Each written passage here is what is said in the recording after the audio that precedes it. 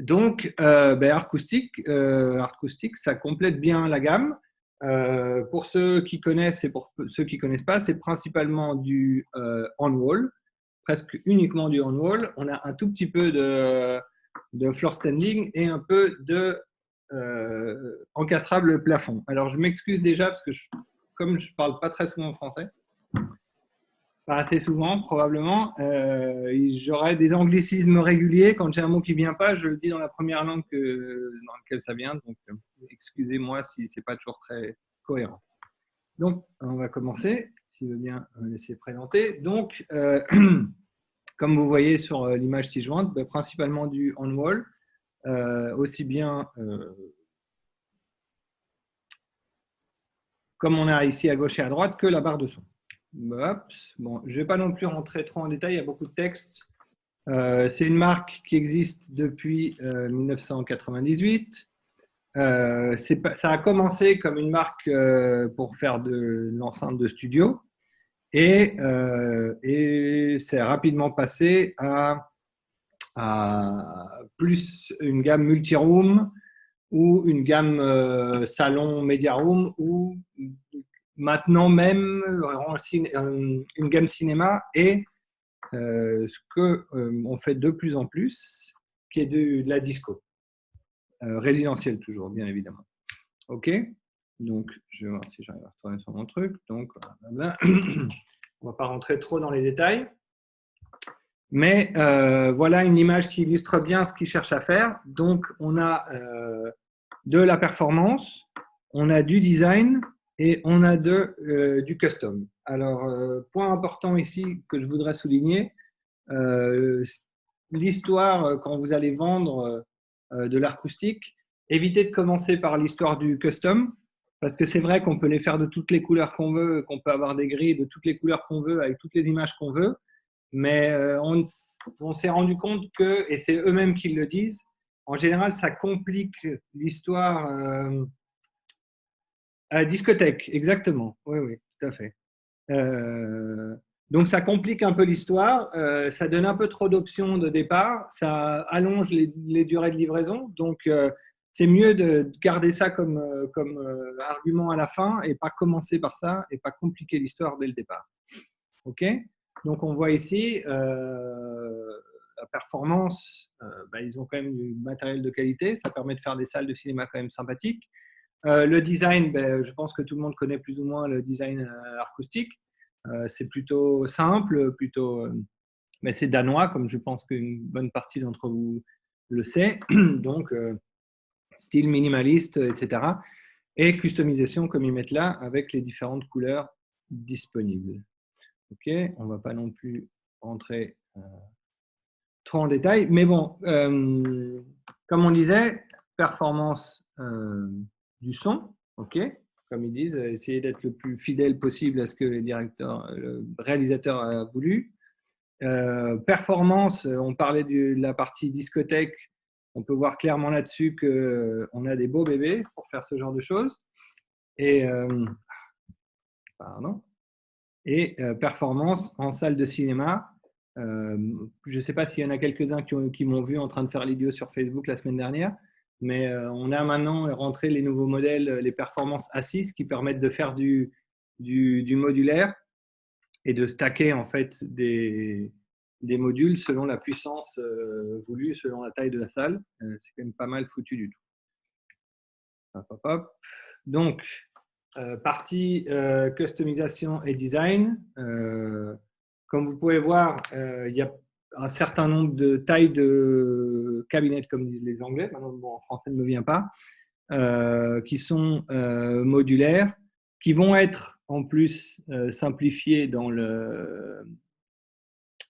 les prochains mois. Donc, ils vont un peu simplifier le catalogue, mais on verra ça, on reviendra là-dessus un peu plus tard.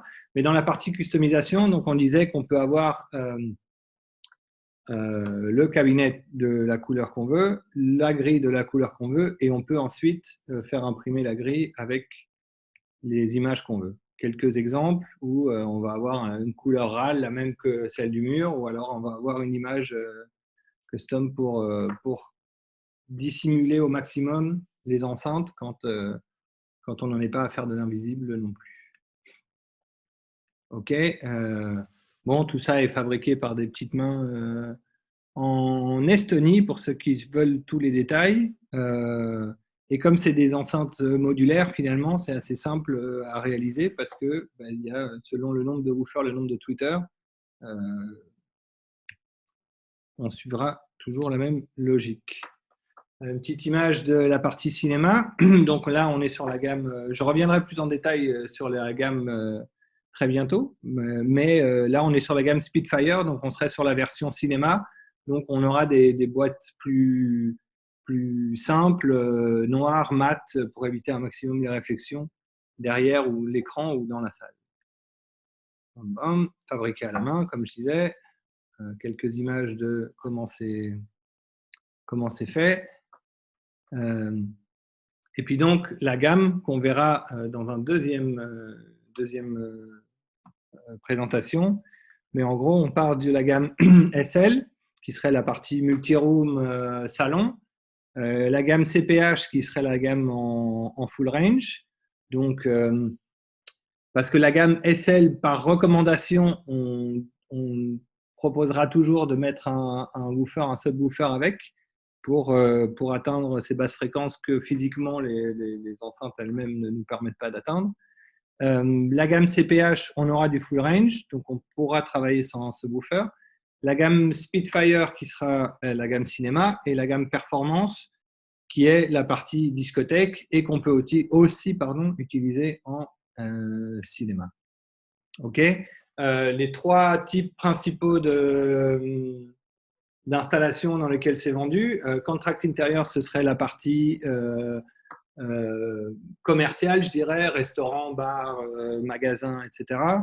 La partie résidentielle qui serait principalement du multiroom et la partie salon, et la partie évidemment de cinéma dédiée.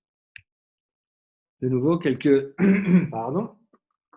exemples d'installation. Là, on est sur du 6.3. Enfin, ici, on voit ici en haut les petits, ce seraient des targets. Quelques idées, quelques images de la partie cinéma. Ici, on voit du Spitfire qu'on aura mis on wall, et c'est pour ça qu'on est dans un finish mat et noir, pour éviter les réflexions et pour que ça soit pas forcément nécessaire, même si toujours préférable de le mettre derrière de la toile du tissu acoustique.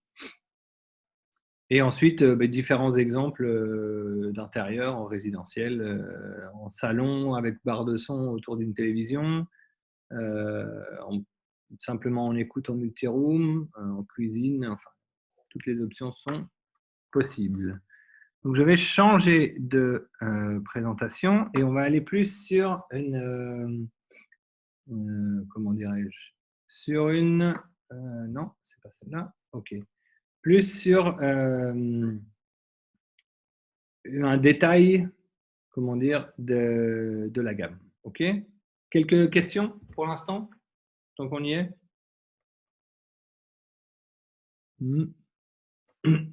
Pardon. Non, non, tout va bien. Donc, on va regarder un peu en détail, un peu plus en détail les quatre séries dont on a parlé, en commençant par la série SL, qui est donc la série la plus courante, je dirais. On voit ici des photos, ils ont tous à peu près le même aspect, et on va partir finalement sur des tailles différentes. Okay, en commençant par la gamme Target. Donc, on est sur… en référence, c'est simple, en général, il y a toujours deux chiffres. Le premier, c'est le nombre de woofers, et le deuxième, le nombre de tweeters. Donc là, on serait sur du 1.1 ou sur du 2.1, par exemple. Pareil, si on doit donner des recommandations, c'est de les utiliser principalement pour du multi-room, et toujours cette gamme-là, en tout cas, toujours avec du subwoofer, parce que on est sur des enceintes qui ont une très importante sensibilité, qui vont un SPL assez important, mais malgré tout, il y a des lois de la physique qu'il faut tenir en compte, Et c'est vrai que sur ces toutes petites enceintes-là, on les utilisera plus pour des zones secondaires, pour, j'en sais rien, des enceintes surround dans un petit salon ou dans une petite salle multi-usage, plus que pour vraiment écouter de la musique. Ici, on a un exemple où on les voit. Quand on a besoin de quelque chose de petit et discret, c'est parfait. La Diablo. Alors, la Diablo va changer très bientôt. Elle sera du même format, si je ne dis pas de bêtises, elle deviendra une 6.3. C'est vraiment le cheval de bataille, je dirais. C'est celle qui est la plus simple à placer. Elle fonctionne très bien. Elle a une dimension encore vraiment réduite. On est sur du 36 par 27. Pareil, customisation possible, etc. Toujours recommandé avec un woofer, subwoofer si on peut, mais elle fonctionnera très bien toute seule. On passe sur les 40-30. Alors les 40-30, c'est une 4.2 et une 6.3 dans un volume réduit, donc 40 par 30 comme son nom l'indique. Okay, sachant que la même 4.2 et la même 6.3 existent en format normal qui sera un 50 par 37, donc un petit peu plus grande.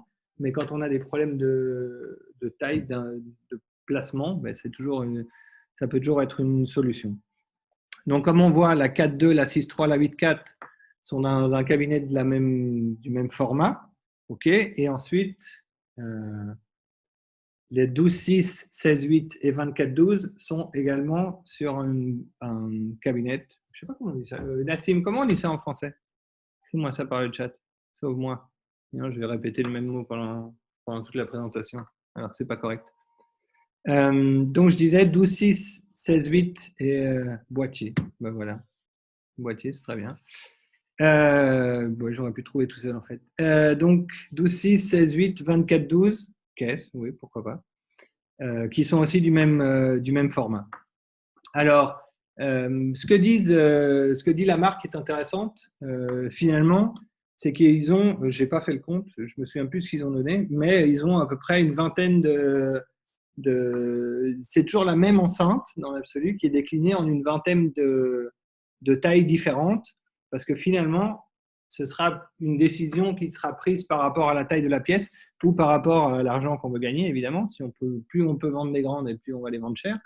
Mais dans l'absolu, on peut baser tout son discours sur une salle plus petite, une enceinte plus petite, une salle plus grande, une enceinte plus grande, tout simplement. Donc, on les voit là. Donc, les deux modèles standards des SL sont en noir ou en blanc. Okay, avec gris noir ou gris blanche, pareil, incluse, standard avec. Il existe deux modèles qui sont floor standing, encore un anglicisme. La SL 12.6, ok, et on verra plus loin. Donc ça, c'est vraiment au cas où il faille avoir quelque chose qui soit au sol.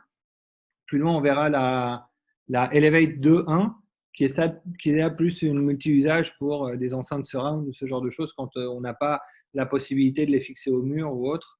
On verra ça plus tard. Soundbar, donc il existe 3 modèles. Il existe la multi, qu'on voit ici sur la gauche, donc qui peut être soit LCR, une seconde, si vous permettez. J'ai quelqu'un qui me demande si c'est aujourd'hui ou demain, et je lui dis que c'est maintenant. Donc, la multi-soundbar qui est soit LCR, soit standalone, donc soit comme canal central.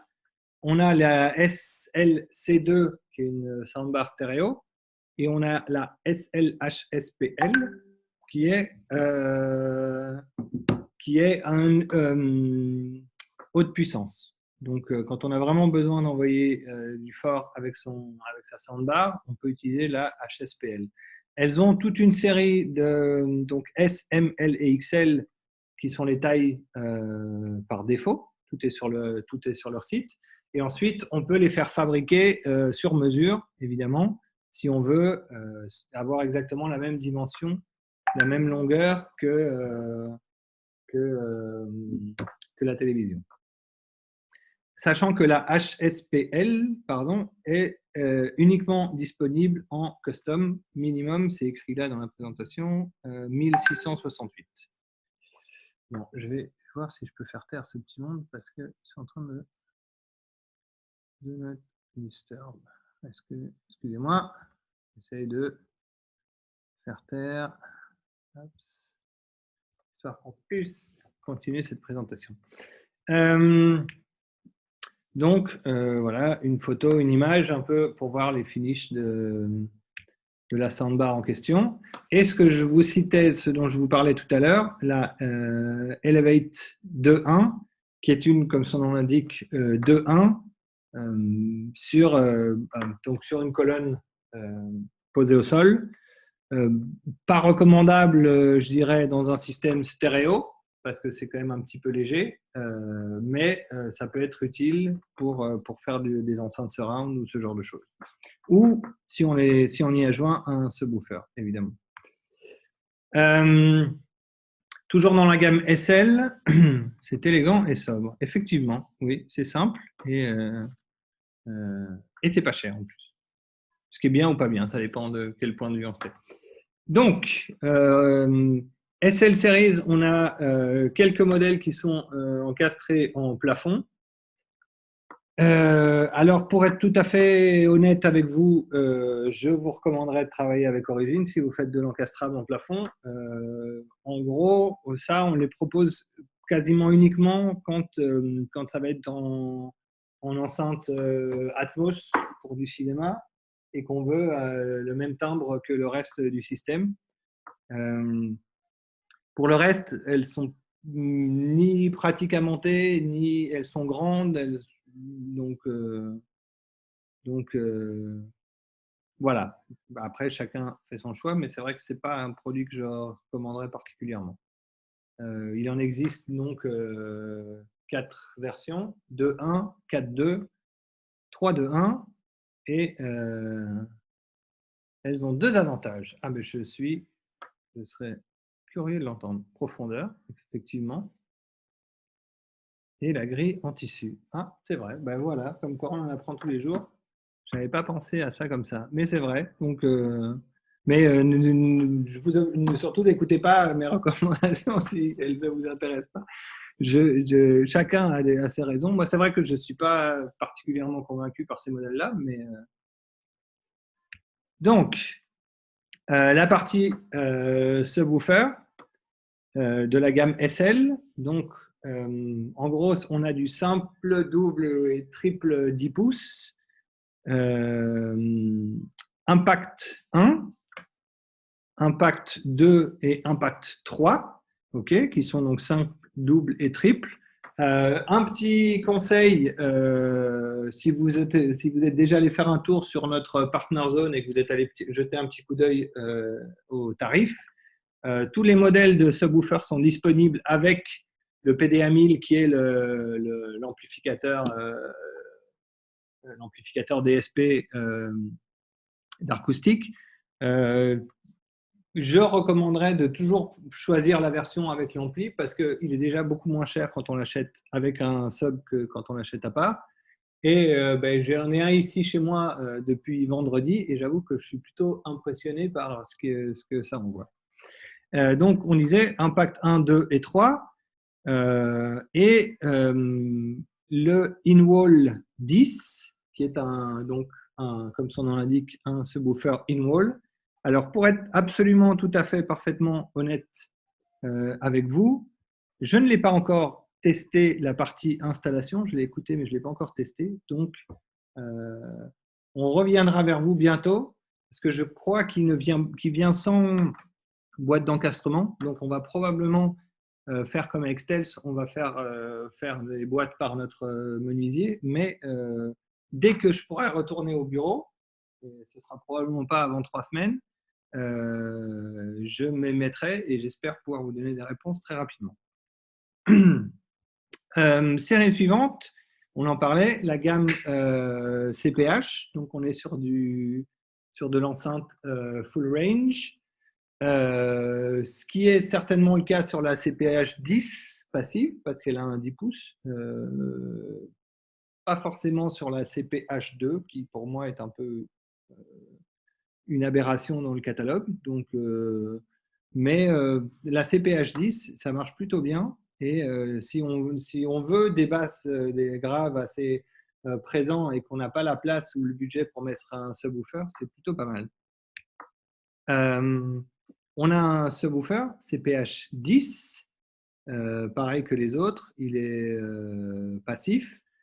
Il serait assez proche de l'Impact 1, mais avec un boîtier et un format différent. Et puis, on a le CPH Trio, qui est un ampli 2.1. Donc, comme tous les subwoofers acoustiques sont passifs, on a 2 canaux à 50 watts et un canal à 100 watts pour le subwoofer.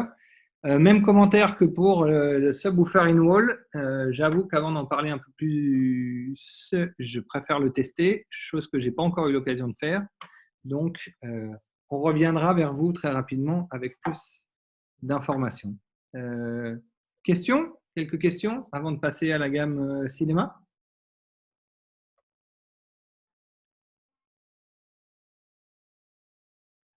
Effectivement, bien dit, bien vu Nassim. Pas de questions. OK. Donc, on va passer à la gamme Spitfire. La gamme Spitfire qui est la gamme cinéma. En gros, comme c'est expliqué ici, la performance en wall ou posée au sol. Correct, effectivement. On peut les poser au sol ou on peut les installer en wall.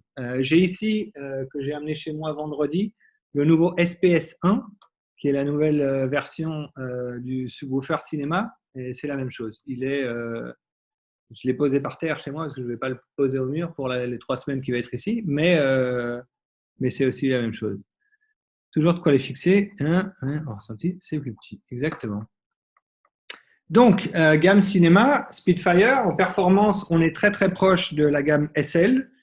Simplement, la boîte ou la caisse est noire. Le finish est un peu plus industriel, comme ils disent. Et c'est du matériel mat pour éviter d'avoir des reflets là où on veut les éviter à tout prix. Donc, de nouveau, 4, 2, 6, 3, 8, 4. Et puis 12, 6, 16, 8 et 24, 12. De nouveau, je vous montrerai pour finir un schéma, un plan qui a été fait par Acoustic. Tout ce que je vous montre maintenant, pour le préciser avant que j'oublie, est disponible sur PartnerZone. Donc, si jamais vous ne trouvez pas, demandez à Nassim. Il se fera un plaisir de vous indiquer où c'est. Mais en gros, dans la partie tech, dans Acoustic, vous verrez tous ces documents sont là et sont disponibles. La même chose que tous les dessins techniques, les fiches produits, les manuels d'installation, etc., etc. Des photos, il y a de tout. Et donc, la partie subwoofer, contrôle 1, contrôle 2, contrôle 3, qui serait plus ou moins un équivalent de Impact 1, Impact 2, Impact 3, sachant que le nouveau qui arrive est le SPS 1 et il va prendre plus ou moins la place du contrôle 2. Donc, ce sera un double 10 pouces. OK. La série Performance, dont je vous parlais tout à l'heure, qui serait pour la partie discothèque, pour la partie où on veut faire beaucoup de bruit, et qu'on peut également utiliser pour la partie cinéma, comme on peut voir ici par exemple. Donc, c'est des enceintes modulaires, donc c'est des modules A6 qui sont stackables. Ils ont une impédance, je ne me souviens plus combien on dit, c'était 13 ohms ou quelque chose comme ça, enfin assez élevé, qui permet de, je ne sais pas si c'est noté dans les caractéristiques. Nope. Qui permet, 13, merci Nassim, qui permet de les stacker justement et d'en alimenter jusque 3 modules avec le même canal d'amplification. Et c'est bien foutu parce qu'il y a derrière un speak-on entrée-sortie qui permet justement de faciliter le câblage en entrant dans le premier, sortant, entrée, sortie, évidemment. Ils sont installables au mur ou à poser, et ils viennent avec un support optionnel qui permet en fait de les incliner pour créer, je ne sais pas si vous les avez vus à l'ISE, ils les avaient, pour créer justement comme une sorte de line array et s'assurer qu'on couvre au mieux les rangées quand il s'agit d'avoir plusieurs rangées dans la salle de cinéma.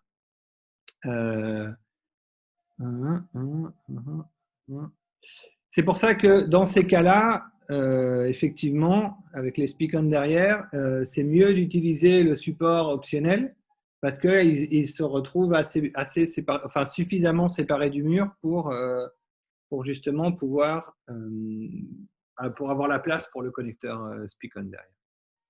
OK. Les subs, on a du PS2, PS4, PS6, donc 2 10 pouces, 4 10 pouces ou 6 10 pouces. Sachant que le PS6 est speak-on pas obligatoire, effectivement, il y a aussi 2 bornes à visser tout simplement si on veut se faciliter la vie. Simplement pour le parti câblage, quand on va les ponter, ça sera un petit peu plus compliqué, mais c'est tout.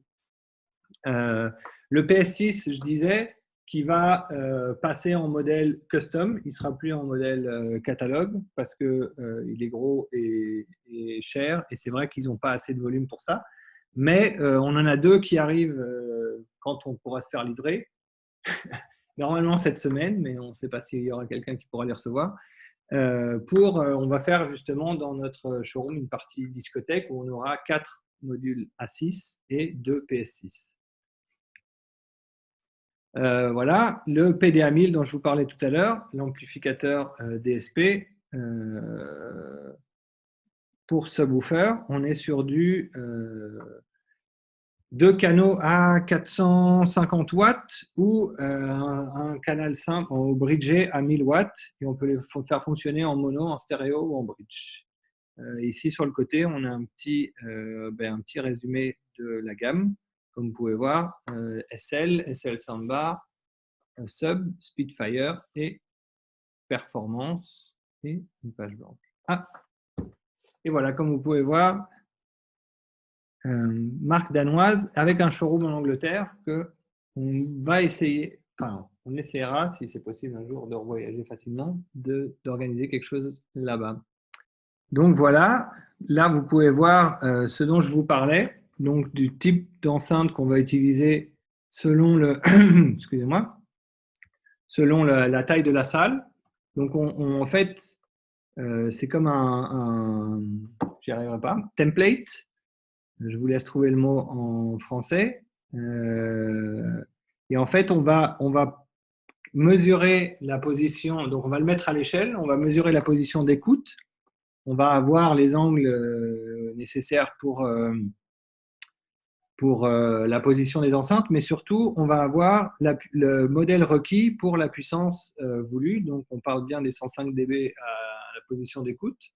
Et on voit ici, par exemple, que si monsieur est installé là au milieu, pour avoir les 105 dB qu'on veut à la position d'écoute, il nous faudra soit du 12.6 sur la partie Spitfire, soit il nous faudra 2 modèles A6 si on suit la gamme A6.